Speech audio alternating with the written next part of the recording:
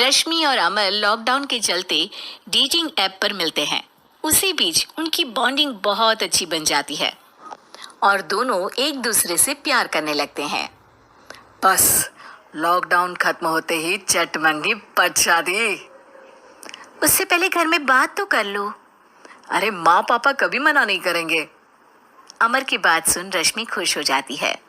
ऐसे ही दिन बीतते हैं और देखते ही देखते लॉकडाउन खुल जाता है, जिसके अगले ही दिन अमर अपने परिवार के साथ रिश्ता लेकर रश्मि के घर पहुंच जाता है। अभी लॉकडाउन खुला ही है और कोरोना तो खत्म भी नहीं हुआ, इसलिए ज्यादा कुछ ना करके अगले कुछ दिनों में छोटे फंक्शन के साथ शादी कर लेते हैं। अमर के पापा की बात पर सब सहमत हो जाते हैं। कुछ दिन बाद दोनों की शादी हो जाती है और रश्मि अपने ससुराल पहुंच जाती है। बेटा, शादी तो तूने अपनी मर्जी से कर ली, लेकिन बहू को बोल देना इस घर में हुक्म मेरा ही चलेगा, इसलिए अपना राज जमाने की कोशिश भी ना करें।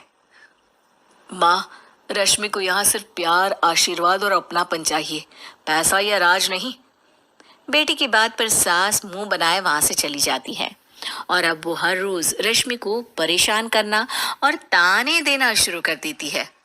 देखो, ये है आजकल की लड़की, इंटरनेट पर लड़कों से बातें करते हुए इन्हें शर्म भी नहीं आती, और यहाँ तो देखो कितनी सीधी सुशील बनकर दिखा रही है।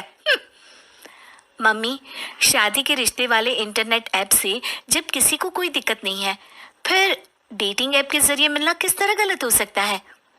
रश्मि के डेटिंग ऐप वाली बात सुन उसकी हैरान सास तुरंत तुनक कर पूरे घर को सिर पर उठा लेती है, जिसकी आवाज सुन अमर और उसके पापा भी वहां आ जाते हैं। हाय मेरी माता, इतना बड़ा झूठ! डेटिंग ऐप को इंटरनेट के जरिए मिली है बोलकर इस कलमुही को मेरे सर ला बिठा दिया। अरे नास पिटी, तुझे जरा भी शर्म नहीं आई? वहां न जाने कितने लड़कों से गुलू गुलू करके तुझे मेरा ही लड़का मिला था फंसाने के लिए। माँ, मुझे तो समझ नहीं आ रहा क्या बोले जा रही हो। डेटिंग ऐप इस्तेमाल करना कोई अपराध नहीं है, और तुम रश्मि को ऐसा कैसे बोल सकती हो? मैं भी तो था उस ऐप पर। पहले उसके लिए माँ से झूठ बोला और अब लड़ाई कर रहा है। सास और अमर की बात सुनकर रश्मि हैरान खड़ी रहती है। अमर, तुमने घर में झूठ क्यों बोला? ये सब देख रही हो ना, इसी की वजह से झूठ बोलना पड़ा।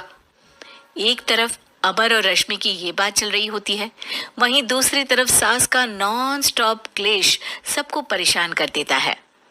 सब एकदम चुप, जो हुआ सो हुआ, अब मुझे कुछ ना सुनाई दे।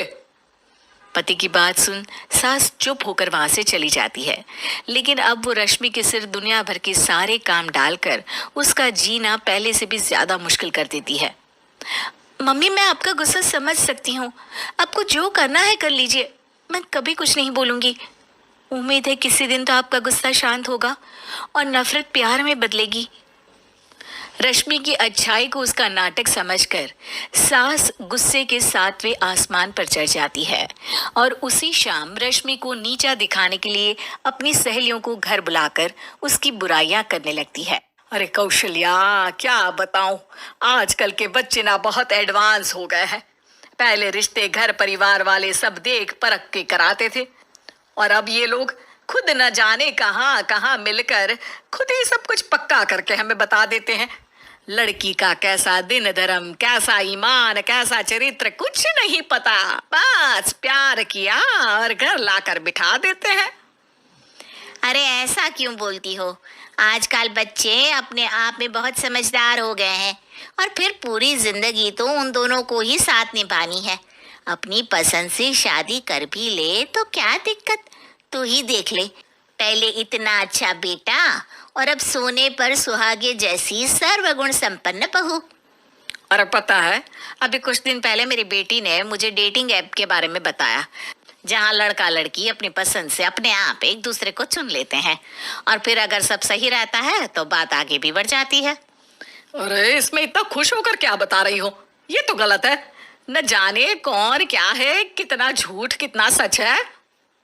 अरे पर सोचो, जब तुम किसी के बताए रिश्ते को देखने जाते हो तो क्या एक ही बार देखने से सच झूठ का पता लगा सकती हो? जरूरी नहीं कि बच्चों का लिया फैसला हमेशा गलत हो। अरे बहुत बार हमसे भी तो गलत फैसले होते हैं ना। अच्छे बुरे लोग तो हर जगह मिल सकते हैं, फिर इसमें सिर्फ बच्चे ही गलत कैसे? सहेलियों की बात सुन सास सोच में पड़ जाती है और इसी तरह कुछ दिन बीत जाते हैं जिसमें ना तो वो रश्मि को परेशान करती है और ना ही कोई ताना सुनाती है, जिसे देख रश्मि परेशान हो जाती है। मम्मी, आपकी तबीयत तो ठीक है ना? कुछ दिनों से देख रही हूँ आप मुझे कुछ बोलती ही नहीं। तो मेरा परेशान करना ज्यादा अच्छा लगता है क्या? नहीं, आपकी शांति उससे ज्यादा परेशान कर रही है। शांति इसलिए है क्योंकि मुझे एहसास हो गया है कि गलत तुम लोग नहीं, मेरी सोच है। प्यार तो एक सुंदर एहसास और शादी खूबसूरत साथ है।